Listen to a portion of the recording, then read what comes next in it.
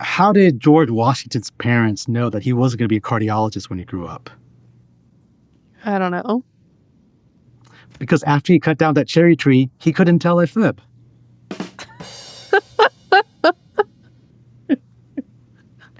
Noble Maleque for the win. The Curbsiders podcast is for entertainment, education, and information purposes only, and the topics discussed should not be used solely to diagnose, treat, cure, or prevent any diseases or conditions. Furthermore, the views and statements expressed on this podcast are solely those of the host and should not be interpreted to reflect official policy or position of any entity, aside from possibly Cash Like Moore Hospital and affiliate outreach programs, if indeed there are any. In fact, there are none. Pretty much, we aren't responsible if you screw up. You should always do your own homework and let us know when we're wrong.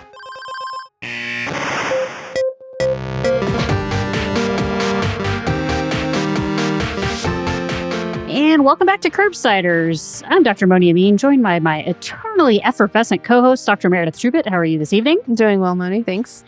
On tonight's show, we're going to discuss the management of acute tachyarrhythmias, narrow complex, with our hospitalist guest, dear friend of the Curb, legend, Dr. Noble Maleque.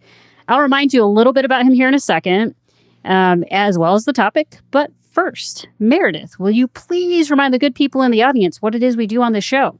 Sure, Moni. We are the internal medicine podcast. We use expert interviews to bring you clinical pearls and practice-changing knowledge.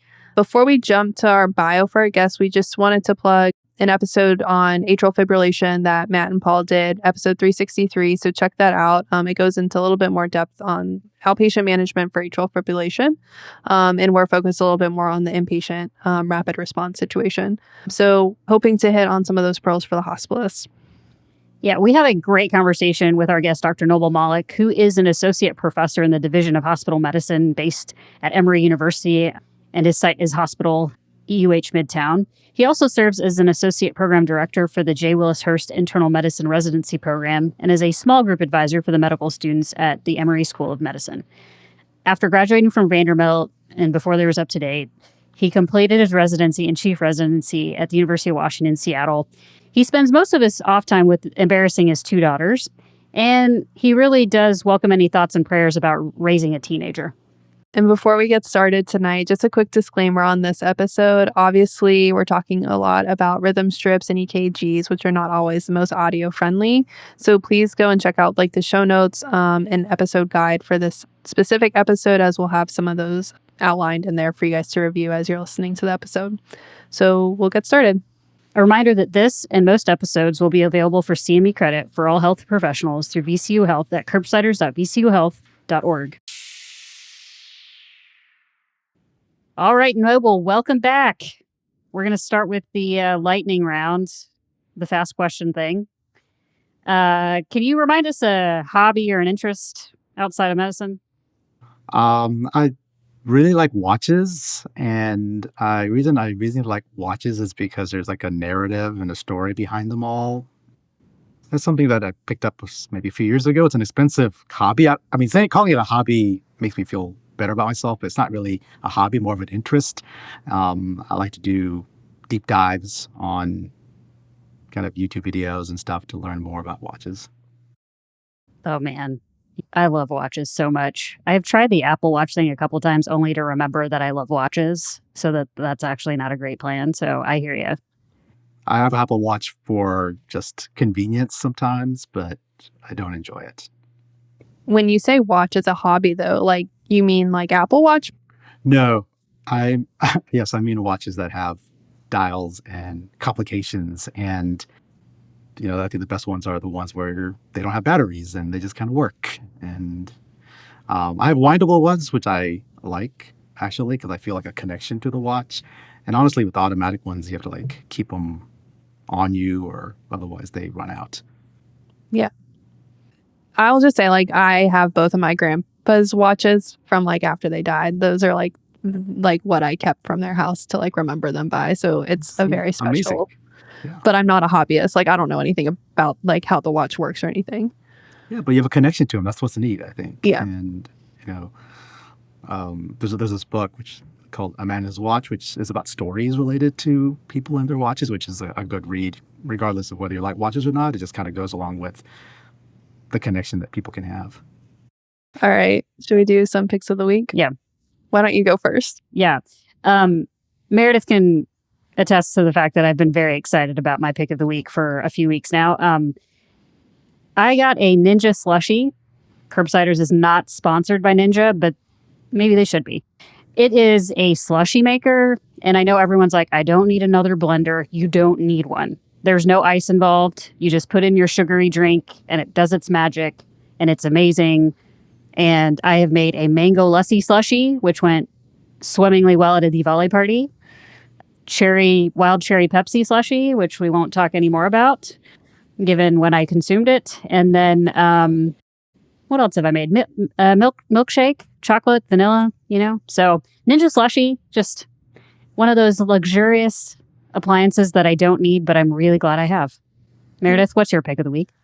So I think that I'm going to go with, I was recently in Seattle to see family, and we ventured to the Seattle Zoo, which I don't think it's necessarily like how like the San Diego Zoo is like reputable and everything. But what was interesting to me is they have completely different animals because like the climate is different and all these things. And so we got to see like snow leopards that had just had like these cubs and everything, and they were like very fun. But the entire zoo seemed like a completely different place than the Atlanta Zoo, which has like all of the savannah and like the African like animals mostly, plus pandas usually, although the pandas are on hiatus right now. Another convo for a different day.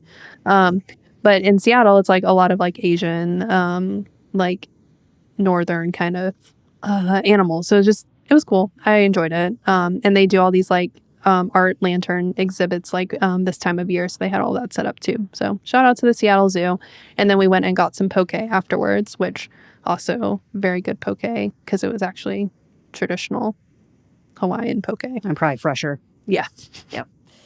Well, that sounds lovely. And just like to be one with nature and or animals. Zoos aren't really natural, I guess, but here we are. Anywho, I think that means we're ready for our first case. So I will take us there. So Noble, you're on call. You get a page. There's a rapid on one of your patients in room 6C126. And your patient, Mr. Jason. And all you get on your pager, because apparently we're still using pagers, is that the patient's heart rate is 180 and a callback number. And so you get your phone and you're like walking towards the patient's room to call the nurse. I think in these situations, I think it's always good to have a kind of a checklist of questions you want to ask the nurse as you're sort of making your way to the patient. And so I was kind of curious, what are those questions that you like to have addressed as you're sort of trying to figure out what to do next? Sure. I would say the first two questions would be, one, how are they doing? How is Mr. Jason doing? And then two, their vital signs. That would be the first two things I would ask right off the bat, as we're trying to get a sense of where we are, what potentially what we need to do next.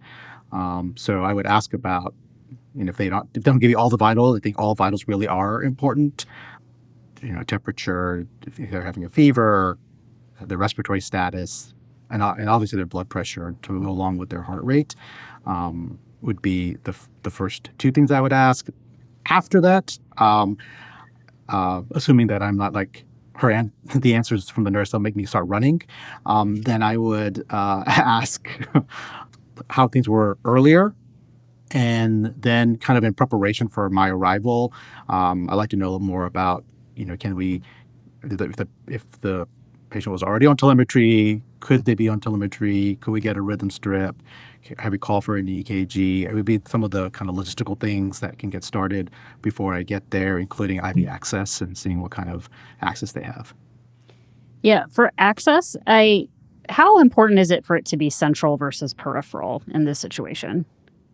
Well, I think the first thought would be what types of medicines, and we'll go through that, but you want the medicines to get there quickly, so at the minimum it should be as large a bore as possible. I don't think it has to be central line. Peripheral, I think, is completely adequate. In fact, sometimes peripherals can be better in order to get the medicine to where they need to be quicker. So an 18-20 gauge anticubital is actually better than a PICC line. So that would be really sufficient and adequate if you have a good peripheral. I think too, before we go too deep into this, I think it's important to probably just name like what we're talking about a little bit here is that you're getting called and kind of the question at hand is like rapid response, how sick is this patient? And that's kind of like the, initial assessment that you're like going through right now. And I think, at least in my experience, I feel like sometimes until I see that patient and lay my own eyes on them, it's hard for me to know how sick is sick and to like kind of activate those next steps. So I agree, like getting the information over the phone, like a good set of vitals and everything is kind of your initial steps, but walking into the room is kind of probably your second steps to kind of start going down your next pathways. So for Mr. Jason, let's say we go in and find out that his like initial vitals are blood pressure of 80/55, respirations of 22, saturating 90% on room air, and his temp is 98 degrees. So I thought to probably start, you now like laying eyes on him, you have these vitals and you're probably a little bit more worried about him. Can we start by maybe just defining what stable versus unstable actually means? Yeah, absolutely. I mean, that's really the crux of the point, just as you talked about, Meredith, is as you're thinking from the phone, is this person stable or not? And I think when I think about the unstable patient, that's probably the first branch point. We think about hemodynamics, hypotension would probably be the one that I would think about, along with the tachypnea and hypoxemia.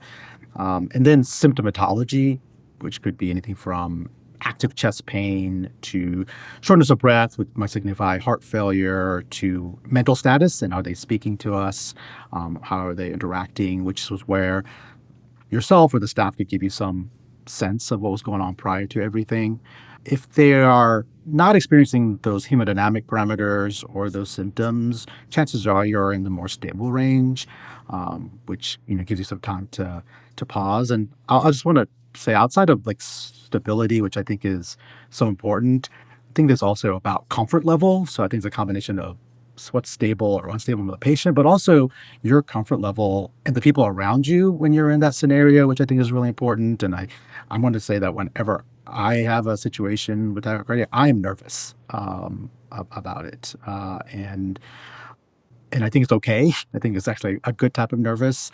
But I think one of our roles potentially, as we are trying to counsel our patient or the people around the patient, potentially family, is also the staff who are around you to talk out loud and talk about why or why not do you think this patient is stable or unstable, and why you're acting and deciding the decisions you're doing next. So yeah, so before you take a beat, not skip a beat, and try to move forward with your care plan.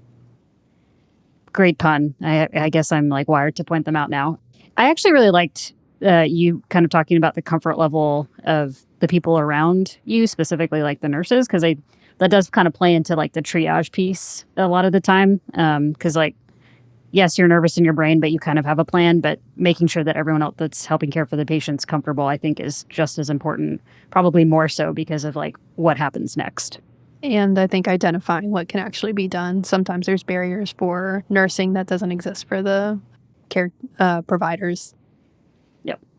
Yeah, and I think in everyone's local cash lack, you have a sense of what, depending on the location of the patient and maybe the specialty or skill set of the staff involved, whether or not you have to start thinking about triage, location.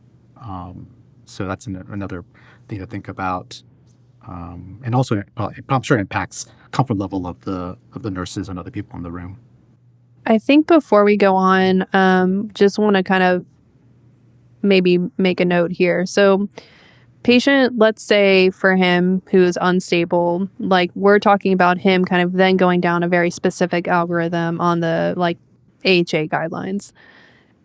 The murky part of the situation is really when they're stable. And so we're going to kind of spend more time talking about that. I don't know if you have anything else, Noble, you wanted to add, though, for the unstable patient outside of what's kind of provided through the algorithm. No, I think this, once again, the limitations when you're thinking about the possibility of things such as putting pads on patients, cardioversion of patients, that's definitely requires a comfort level. And honestly, I would say myself would require some counsel and consultation to kind of go down that pathway, or you use your rapid response mechanisms if they really are in that kind of dire need. to do things urgently/emergently. But yeah, the pathway is pretty clear. If they're unstable, you're headed towards a shock. Yeah, I mean, it's one of those like do not pass go, do not collect $200, like kind of just proceed straight down the algorithm situations. It's also really nice to hear you say, Noble, as someone that more experienced than me, that like your knee jerk is like, we must call cardiology about what we're about to embark upon. Oh yeah, of course, with new taking photos, having them at of the strips or the EKG, and having them on standby is a lot easier these days. But we've been lucky to have a colleague that can help in the moment. Okay, so that's an unstable situation. But let's say that we're a little bit luckier and you didn't have to sprint to the room, and the same patient's blood pressure was 120/82 and respirations were 18, saturating 94% on room air, and had a normal temp. He's not having any chest pain or shortness of breath or palpitations. He seems like he's mentating about his baseline per his nurse who's had him for a few days. So you get an EKG, and because you're much better at this than I am, you identify a narrow complex tachycardia. So before we get too far into the what next part, can you kind of define what a narrow complex tachycardia or narrow complex tachyarrhythmia is? Sure. I mean, the tachyarrhythmia part is the heart rate, and usually we think about it anywhere over 100. But I think when we start to get nervous and when you start getting calls, they tend to be over 140. Probably would be the kind of number I have in mind. And then the QRS complex is what becomes narrow or wide. And traditionally, the QRS complex, less than 120 milliseconds or 3 small boxes on a typical EKG, is what we think about as a narrow complex. And so when you see the fast heart rate, you see a narrow QRS, less than 3 boxes, that becomes a narrow complex tachyarrhythmia. Gotcha. And how important is it for me asking for a friend to acknowledge or like know the exact tachyarrhythmia I'm looking at? Because as soon as I start hearing AVNRT or junctional or something, my brain just does not compute. So I'm curious how important that is, and do I just need to like buck up and figure this out, or like what's your approach to that? Well, I'm coming to this conversation as a non-cardiologist and non-EP trained physician, but as someone at a hospital where I think we are frontliners and the ones who are responding to these. I feel that when you're at bedside, you're not going to be going through pathways with the patient and the nurses. When I say calm them down, it's not like giving them an education on, accessory pathways. So I think, knowing and recognizing AVNRT and AVRT is most helpful when you are teaching someone. I don't necessarily think it's as valuable for me at the bedside. That being said, I think the things that I'm looking for are P waves. Are we seeing, is it sinus tachycardia or is it not? And I think that is definitely what I feel is one of the key things to figure out, which I also think can be really challenging depending on the heart rate. That's one of the reasons that I get uncomfortable is that a number of times I have seen rhythm strips that seem to be going so fast where I have no idea if there's a P there or not. And so is it sinus tachycardia or is this a supraventricular tachycardia, as you're saying, AVRT or AVNRT? And the reason I think that's ideally something to differentiate is because we think about sinus tachycardia different, right? We think about the etiology, what's making them that way. We don't usually have to act quickly or slow them down. We usually can try to figure out what's happening and try to mitigate those things, or at least think about those circumstances and see if we can make any adjustments, whether it be pain or fluid status or anxiety or anything else that might be affecting their heart rate.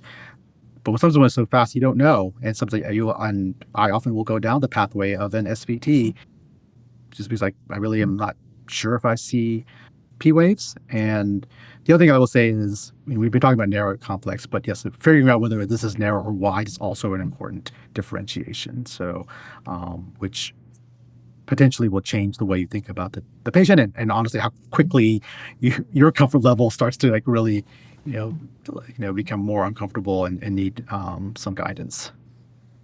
So I guess just off of that comment then, we obviously are like trying to keep this to narrow so that we're not here for 3 hours talking about like tachycardias. But I'm assuming that the reason you're making that comment is like why you might be more concerned about things that need like interventions faster. After you pass the stable or unstable kind of piece, when you have wide complex tachyarrhythmias, you're of course being worried about ventricular tachycardia and whether or not that will quickly become an unstable tachycardia, and oftentimes requires different antiarrhythmics that we may not be as familiar with or comfortable using, and I usually will ask for guidance on those situations. Just to make sure that I like understand this correctly. So your kind of thought process once we get past the stable, unstable is like, is this sinus tach? First of all, is it narrow complex? And if it's narrow complex, is it sinus tach or not? Because in sinus tach, you're kind of trying to make sure that you're addressing other potential etiologies, but is it just less likely that there's some other etiology if it's one of the non-sinus tach ones? Is that a fair assessment?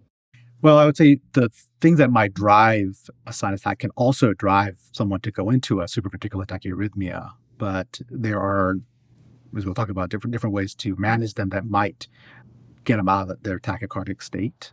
And then we didn't talk about this, but I think the regularity of the complexes are something else that we need to think about. Is this a regular tachyarrhythmia or is it an irregularly irregular tachyarrhythmia, which also would change your differential for what the rhythm is. So we were kind of talking about this a minute ago where like you can see sinus tach, you can't find a P, you don't know if like the P is under the T or like where anything is. And one time someone told me a joke about electrophysiologists that you can give them multiple electrophysiologists the same EKG and you'll get multiple different answers as to whether there are P waves or not. So, which I think is why we're kind of having this episode in the first place, because if they can't figure it out, then I don't know how hospitalists is supposed to know what's going on. True story. This happened in my cash lag last month. A tachyarrhythmia. I did take it to 3 cardiologists, the cardiology fellow, the CCU cardiologist, and then the electrophysiologist, and I got 3 different interpretations. Yeah. I made me feel good about myself, I'll be honest. Because I sheepishly went to them and like, forgive me for showing you this EKG. I'm sure it's so easy. No. I mean, that's the other point I would like to state to all the hospitals. I think that it is not easy. I think it can be really challenging sometimes. Yeah. So you just got to kind of, I think, the point. So usually when you first walk into the room, you have like the rhythm strip. We talked about asking for the EKG at the like up front. What are their like tools, history, physical, any other like findings that kind of help you determine what may actually be going on? Well, this is where having your nurses and staff give you some sense of what happened prior to them calling you. Was this like all of a sudden tachyarrhythmia? Was something that was kind of slowly, not slowly, but gradually became more tachycardic? The history, thinking about once again what could be the triggers. From symptomatology to medications to other things that they may have done. And then depending on when you're seeing them, if you're seeing them kind of early in their course, things that happen that they may have experienced prior to coming to the hospital will impact that as well. And then, ultimately we'll use some of our maneuvers to maybe help us guide us in our thought process as well, in terms of what if you reduce sympathetic tone, what that does to their heart rate. But I think some of the history is really important, and getting a sense of that can really help you. Okay. And then I think Moni's going to talk a little bit about this too, but we'll go into like vagal maneuvers and medications, but I'm assuming some of that like also will help you like determine what's going on. So it's a little bit, which I just like highlight here for like our often said hospitalist like mantra, which I feel like is diagnosis and treatment are happening at the same time. Oh, absolutely. We do a lot of diagnostic maneuvers that are also therapeutic. Speaking of, so we're going to move this case along. So you talk to the nurse and the tele folks, and they tell you that the patient was in normal sinus in the 70s and then immediately just spiked. So it seems maybe this isn't sinus tach based on the rapid onset and not really seemed like the patient was unchanged when it happened. Here's a fun one. You tell the patient to do the vagal maneuver, or to bear down, which I've gotten some funny looks when I've asked for that. I don't know if you have. And then, of course, you start doing the carotid massage, all things that they're probably just confused by, especially if they're feeling well. So kind of go through some of those. And then, if we were children, you would be throwing ice buckets on them, which was highlighted in an adult in an episode of The Resident many years ago. Sorry. Let's talk about the Valsalva and that kind of thing. Well, as you said, I think that it is probably one of the more funny things when you are demonstrating the Valsalva and wanting them to do it yourself. And as I get older, it gets harder and harder to for myself to keep control. And so but the interesting thing about the Valsalva is that it's actually, you have to do it for a pretty long time. Anywhere from 15 to 30 seconds, which is a long time to be bearing down. And there have been relatively recent changes in how maybe what is more efficacious from before, where you would have them bear down, usually kind of sitting up. This was, I think, in 2015, they did a randomized control trial where this idea of this modified Valsalva, they still bear down. So that's part still the same. And then, so one of the things, if you have a syringe, like a 10 cc syringe, you can have them blow to try to move the plunger. And so that's a little bit less graphic than having a bowel movement, is to kind of give them the syringe and have them kind of blow through it. And that does the same purpose. The study was for 15 seconds. Guidelines will say 15 to 30 seconds. But after they do that, they lie flat, and then you basically do a straight leg raise in a sense. You raise their legs, and that's supposed to help reduce their vagal tone as well. And in this particular study, that modified Valsalva was 2.5 times more likely to lead to resolution of their tachyarrhythmia, which I think it was significant and definitely worth doing.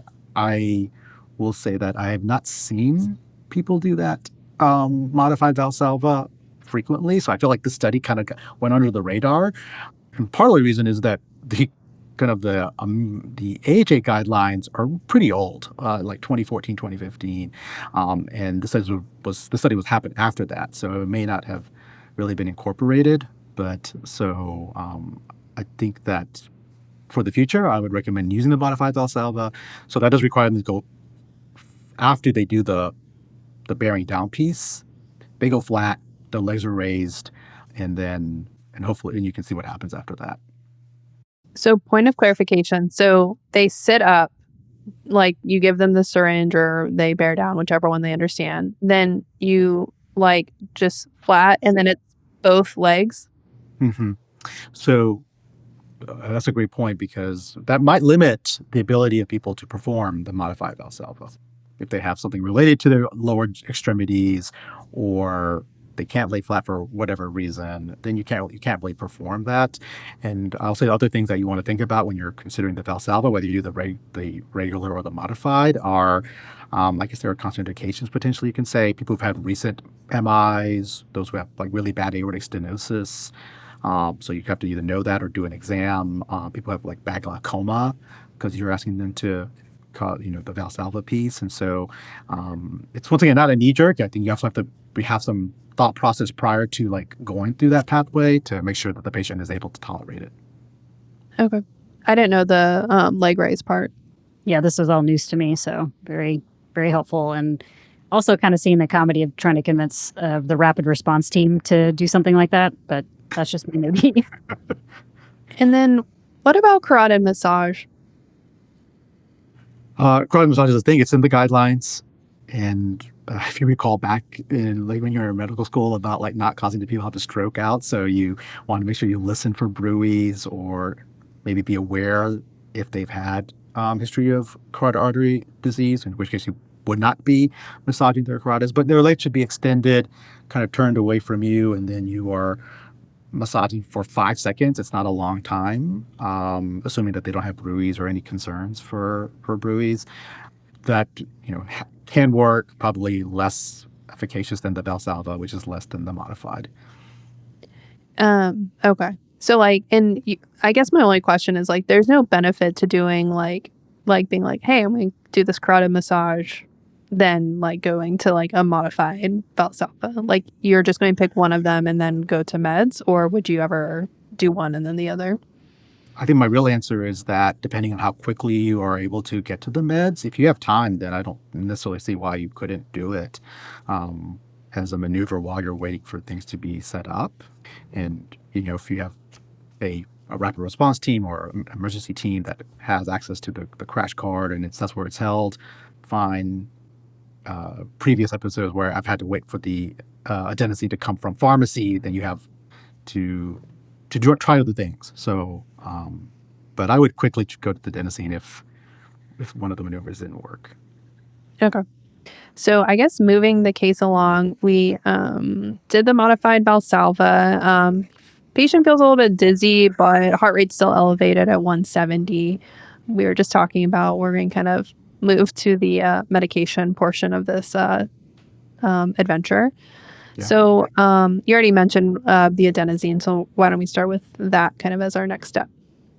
Yeah, the adenosine and the tachyarrhythmia algorithms tends to be really first line for a lot of these SVT or even tachyarrhythmias, and I think it's one of those things which you see on TV. I mean, honestly, it is a really neat thing to do. It's scary as well to do the adenosine. I think we all have that vision of mind of the asystole that happens with adenosine. So first of all, they should have pads on. They should probably that's already kind of happened prior to all this, but definitely if you're doing adenosine, you need pads, you need the IV access. It's a rapid push, and then followed by a flush. And so once again, the bigger the gauge, and the better the process will be. I think you want to, just as we talked about with the Valsalva, prior to doing the adenosine, you want to know, is it safe to do the adenosine, which it is most of the time. The things that you want to be aware of are bronchospasm. People who have asthma, maybe bad COPD, or having really active reactive airway disease and bronchospasms. You would be really cautious about people who have heart block already, people who are hypotensive, that might have strayed into the unstable piece of it. But if they're hypotensive or if they have volume overload or you're worried about heart failure, then I would be really cautious with the adenosine, and that puts us similar to the path of unstable. You'd be heading towards potentially cardioversion. We all think about counseling and doing like some shared decision making with our patients about what we're doing and why we're thinking about this, recognizing that they are going to feel they can have all sorts of feelings, flush, some sensation of chest pain, the impending doom, which is what you kind of remember hearing about in textbooks about the feeling. I mean, for anyone who is given adenosine, yes, those are all real things, and they will say that. But it's so fleeting and transient that by the time they think about it, they're already getting better. But it is something how we counsel patients. Maybe I would say I personally may not do as much of is talk about why we put the pads, because yes, you can run into trouble sometimes with adenosine, and especially if they have a pre-excitation syndrome, which you might not have been able to catch beforehand. But for the most time, it works quickly. It works if they have SVT. It usually breaks the rhythm, which is what we're hoping for. Whether it's the AVNRT or the AVRT, it does tend to work. And if it doesn't work, you still get good information. And the way I've told my learners, and in fact, the episode where I mentioned where I went to 3 cardiologists, including the EP, and I think that if you are doing adenosine and sometimes you see a rhythm that's not SVT, that's okay. I mean, I think you need to be doing that because it will. As it turns out, that patient was sinus tach. And like I said, all 3 cardiologists, didn't see it that way, and neither did I. And so I think it's important. It's worthwhile to do almost no matter what. If it doesn't break, then you get to see the underlying rhythm, and then you get to see how quickly it goes back to a tachyarrhythmia, especially if it is, not something that will break with the adenosine. Can we just talk for a minute about dosing and all of that kind of good stuff?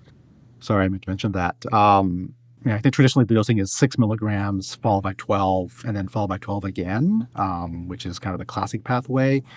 I know that there are occasions where cardiologists will say, we'll go straight to the 12 milligrams. I don't really know how they decide one or the other.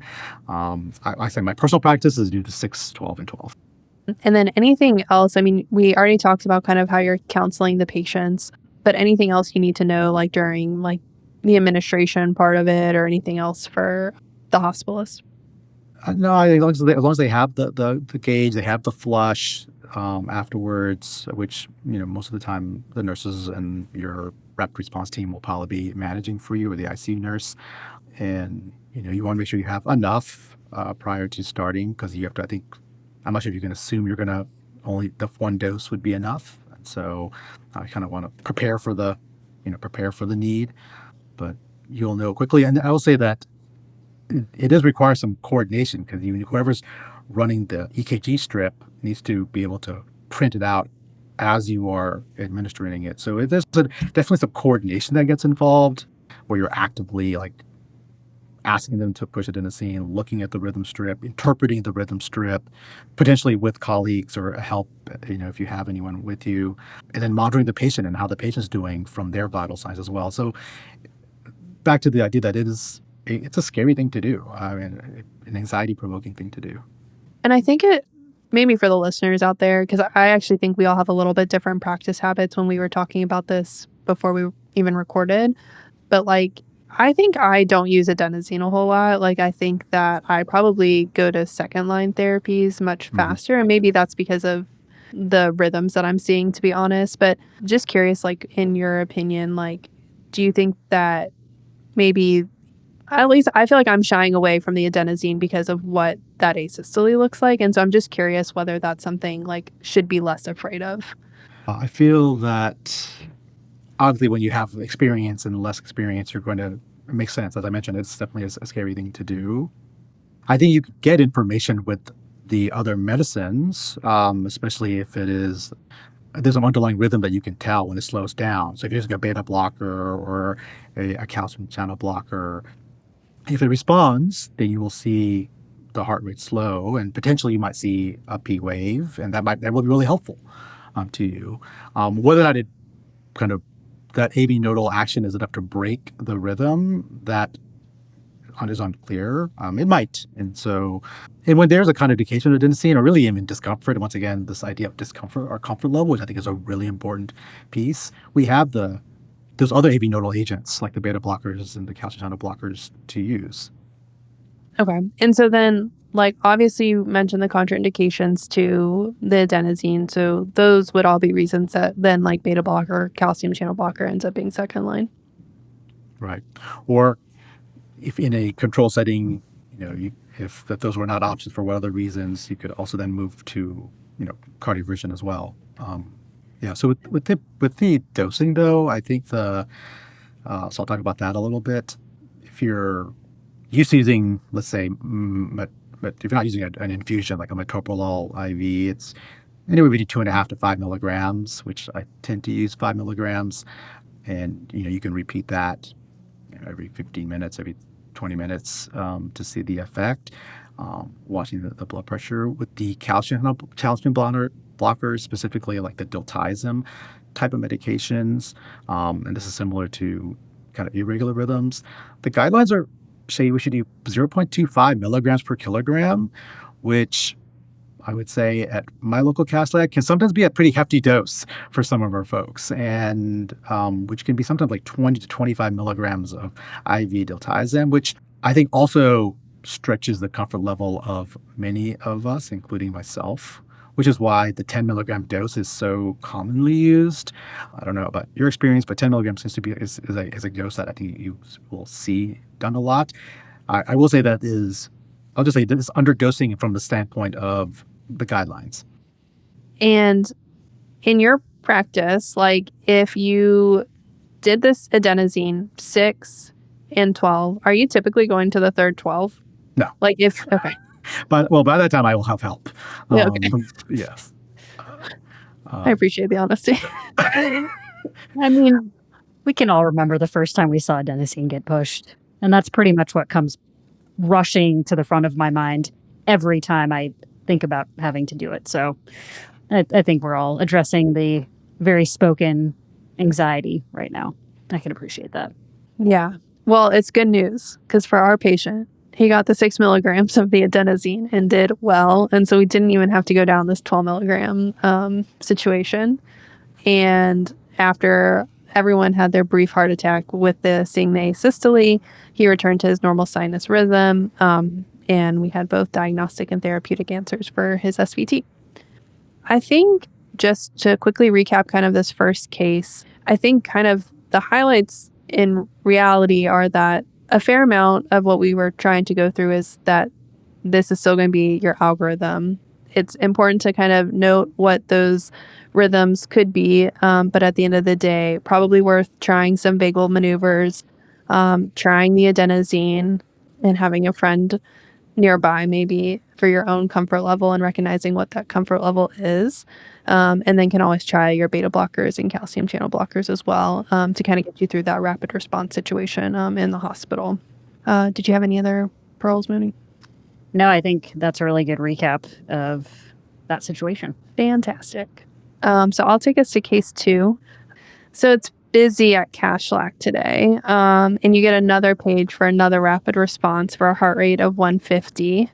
And you go and triage the patient over the phone while you're walking to their room, and you have already determined that they are stable per the vital signs.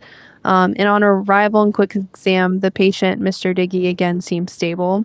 You're waiting on the first EKG, but per the cardiac monitor, it looks narrow. But this time it looks irregular compared to the last time.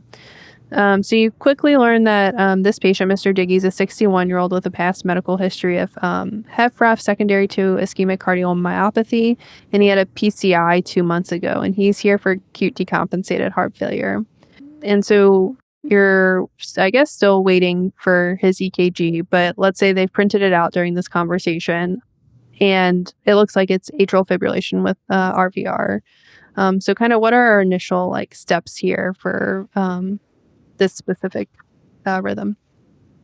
Yeah, I think, I mean, the conversation we just had about the tachyarrhythm still really much applies here. I think this is an extraordinarily common scenario with atrial fibrillation with a rapid rate. And I still also, I will say similarly, can feel very uncomfortable, even though the rhythm is maybe not a mystery, because it's still going pretty fast. And usually these patients don't tolerate being that fast for so long. And so this case is, I think, pretty complicated with Mr. Diggy. And first is, once again, are they stable or are they unstable? And the definitions are pretty similar to what we talked about before. We talk about hemodynamics and they think about symptoms. So their blood pressure to their mentation. In this case, think about, are they having active ischemia? Are they having heart failure, which this is complicated because he's here for decompensated heart failure. And if they're having those things, that puts you down a path where you're like, this person might not be able to tolerate his tachycardia for a long period of time. On the flip side, many times they're fine and they just are going fast. And one of the things I really enjoy about tachyarrhythmias is that when you're not kind of called to action like immediately, it is it's a puzzle. It's a diagnostic puzzle that we have to kind of sort through about what's happening and why are they, doing this? Is it related to, in this case, the fact that he's having decompensated heart failure and it's a volume issue, in which case maybe we address that might be helpful, or is it something else? And so I start with, who's the patient? How is the patient? And is this patient stable enough for me to do some of my diagnostic reasoning, or do I need to kind of do urgent action? So I personally feel like the patient who always comes in with AFib with RVR is the person who came in with suspected heart failure. Like you don't have a diagnosis of heart failure. So can we talk through maybe a little bit about the medication choices and that you're making? Because some are going to be more contraindicated than others in the heart failure setting. Yeah, I think it's fascinating. I will say that I will disclose that I am not a POCUS expert, and so I just can't put a probe on someone and tell their EF. Or if I could, I wouldn't trust myself to make a decision based on that. And many times we are not. In Mr. Diggy, we have a sense that he has a reduced ejection fraction, but oftentimes we don't know what their ejection fraction is, and even with some of the context clues and physical exam stuff, which might give you a sense. If you don't feel as confident with that part of your physical exam, you might not, you might have to proceed as if they might have reduced ejection fraction, or at least an EF that is worrisome. I want to say reduced, under 40%, under 35%. So, and the reason that plays a role is that we think about specifically, our choices are beta blockers and calcium channel blockers. Those are still our go-tos for rate control with atrial fibrillation. And then even though Mr. Diggy might want us to use digoxin, that is not something that I think we have a lot. There's a lot of literature about, but I think many practitioners may not be used to using digoxin anymore, and so that camphor level is reduced, and I don't think we tend to talk about it as much. So we have talking about the metoprolol again, the beta blockers, and the calcium channel blockers. When people have a reduced EF and decompensated heart failures, the calcium channel blockers are at least written about to be less ideal to use, and so that's like probably the first kind of things we think about, and that kind of gets passed along.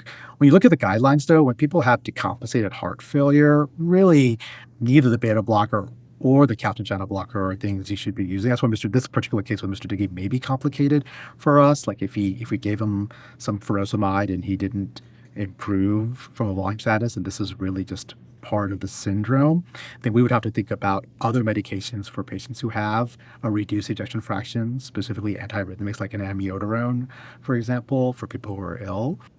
And so on the previous case, we talked about the dosing for the diltiazem and the metoprolol, which I assume is going to be the same dosing you would use here. Very, very much so. It's the same with the 0.25 milligrams per kilogram. Actually, the second dose, if that doesn't work, is supposed to be 0.35 milligrams per kilogram. So you're really going to some hefty doses. And I will just say out loud, I think one of our concerns is that oftentimes their blood pressure isn't they're not hypertensive. They are either normo or maybe on the lower end of their blood pressure, which once again gives us pause to use. I'll just relay that there have been a number of studies that looked at this where even if their blood pressure was in the 100, the 95, 110, they tend to tolerate the AV blockering agent. I think it's another reason why people tend to reduce the dose of the DILT from the recommended 0.25 milligrams per kilogram to I would say an arbitrary but common dose of 10 milligrams to see what happens. And the 10 milligrams will still work for many patients. And then if the person is someone that you deem needs the amiodarone because they're truly HFrEF, they have the EF of 15%, and you're in the room and technically stable but not confident that's going to last for a while, so you've decided on the amio, what dosing is that? Well, there's a bolus and an infusion with amiodarone, so you use 150 milligrams. It's given pretty slowly over 10 minutes, and then usually you follow that up with an infusion of amiodarone. Ultimately, they get switched over to an oral medication. But from the acute management standpoint, it's really just getting started with the 150 milligram bolus, and then have the pharmacy prepare the infusion. Once again, that usually does take some time, at least on our cash-like, to get the amiodarone infusion started. So it's one of the things where you're communicating again to, if you have a pharmacist nearby, to start thinking about that, if that's going to be your possibility of using amiodarone. And then I just want to go back for a second to, I sometimes think of these patients a little bit on a spectrum when they have REF, because sometimes I think that I do this, they're stable for the moment, and I try an oral metoprolol because I know that they're going to need some sort of beta blocker too in the future, and this is just our opportunity at this point that we're going to start it. And then it's not as aggressive, especially if their blood pressures usually hang out kind of in a softer than you like phase. It feels better to me, but then that puts it kind of it's very practitioner dependent to say hey, and I don't think any of that's guideline driven. That's just saying hey, this person seems a little bit more stable than this person, and so that one gets oral and this one gets IV. So I don't know if that's really a good practice or not. Well, I'll start with saying that when you take a step back and you're thinking like, what is our goal with treating this patient? Are we treating a number? Are we treating a patient? Are we trying to avoid a complication? Are we trying to avoid a problem? I would start with that. And many times, that's with the tachyarrhythmias, if they're not unstable and we have time to think about the situation, it becomes uncomfortable for other people, but the patient can tolerate it while we are kind of deciding what to do. And you might have a number in mind about where you like them to be. But the guidelines will say that if they are stable, you can do oral medications. There's no necessarily urgency to use IV medications. It seems a little bit counterintuitive because we know it takes a little bit longer for those medications to work. But generally speaking, their blood pressure tolerates it better than an IV push of a midtope or a triple L-diltiazem, if you're concerned about that. The idea of using the beta blocker, like for, let's say, GDMT reasons, that's usually not in part of my equation.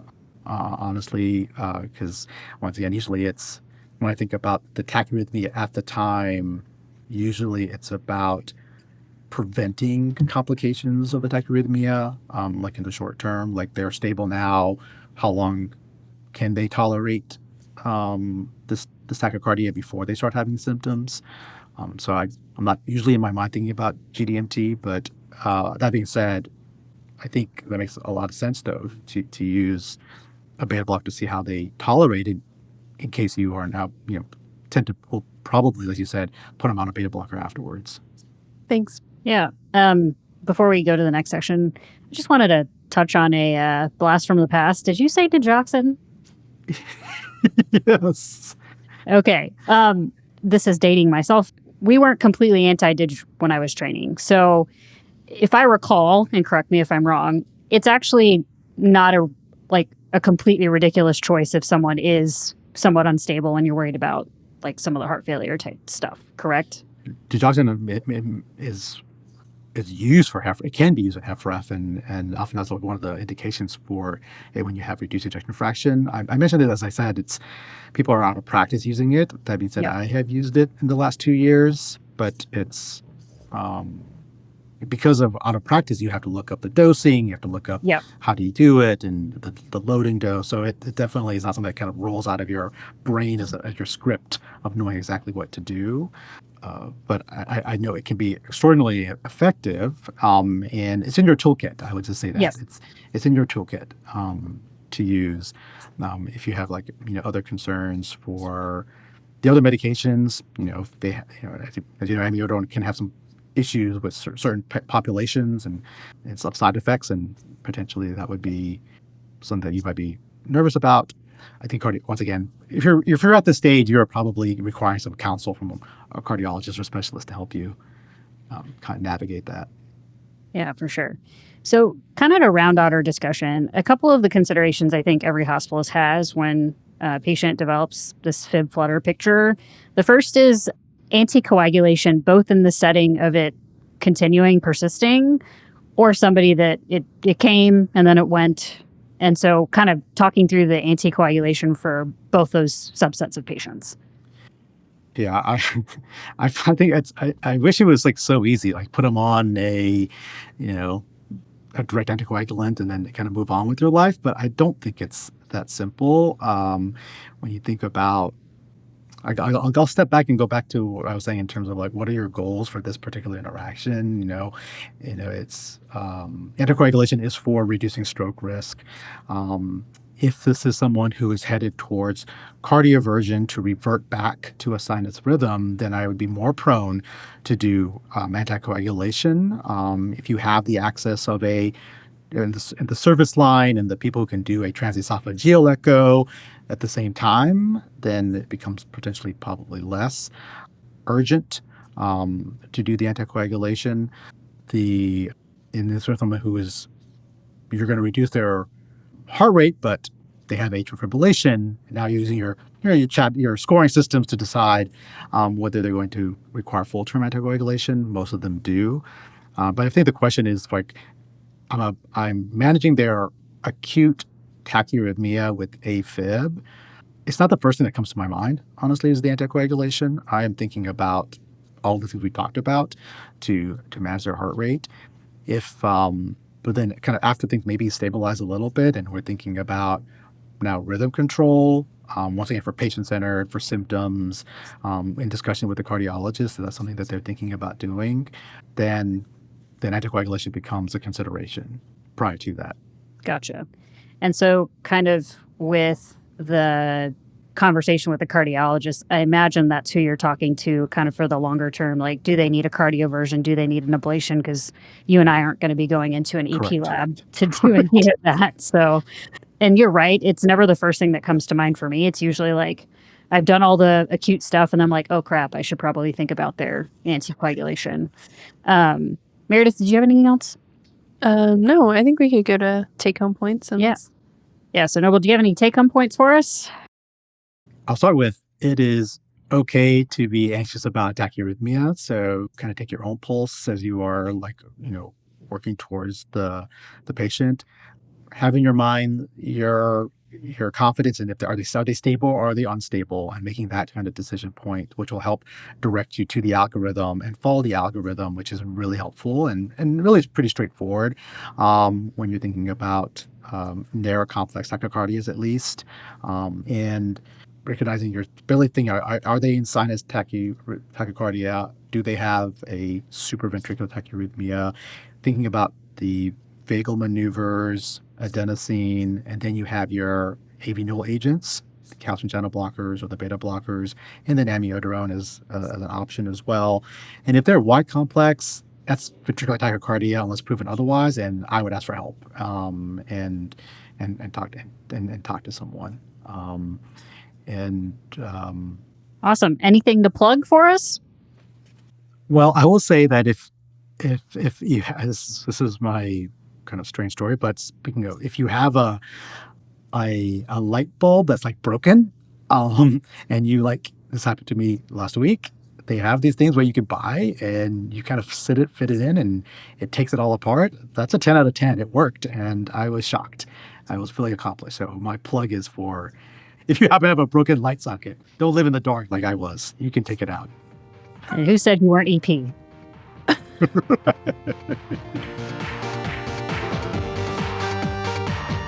This has been another episode of the Curbsiders, bringing you a little knowledge food for your brain hole. Yummy. Still hungry for more? Yep. Join our Patreon and get all episodes ad-free, plus twice monthly bonus episodes at patreon.com/curbsiders. You can find show notes at thecurbsiders.com and sign up for our mailing list to get our weekly show notes in your inbox, including our Curbsiders Digest recapping the latest practice-changing articles, guidelines, and news in internal medicine. And here at the Curbsiders, we're committed to high-value care, practice-changing knowledge, and to do that, we need your feedback. So please email us at askcurbsiders@gmail.com. It also helps a lot when you subscribe, rate, and review the show on YouTube, Spotify, or Apple Podcasts. A reminder that this and most episodes are available for CME credit for all healthcare professionals through VCU Health at curbsiders.vcuhealth.org. A special thanks to our writer-producer, the wonderful Dr. Caroline Coleman, who put this episode together, and to our whole Curbsiders team. Our technical production is done by the team at Podpace. Elizabeth Proto does our social media. Jen Watto runs our Patreon. Chris the Chew Man Chew moderates our Discord. And Stuart Brigham composed our theme music. And with that, until next time, I've been Dr. Moni Amin. And I am still Meredith Trubitt. Thank you and good night.